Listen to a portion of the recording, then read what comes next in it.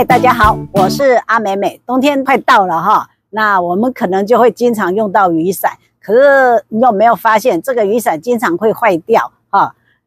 坏在哪个地方呢？我今天要介绍一个经常容易坏的地方。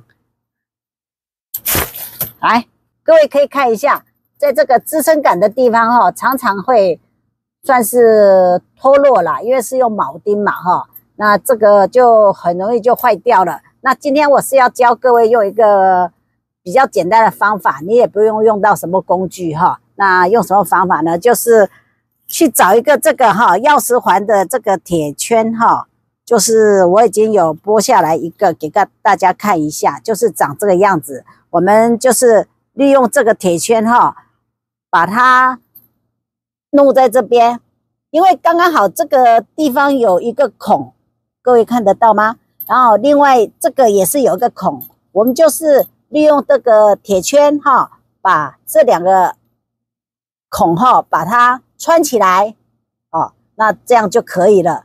那因为在穿的过程中有点复杂，我们就不拍了哈。现在我们已经把它穿好了哈，我们来试试看。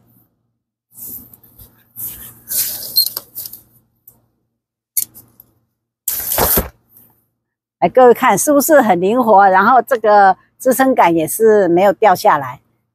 那我是觉得这个方法还不错。那各位如果觉得还不错的话，也可以试试看。那这个就是我今天为大家介绍的影片，我们下回再见喽，拜拜。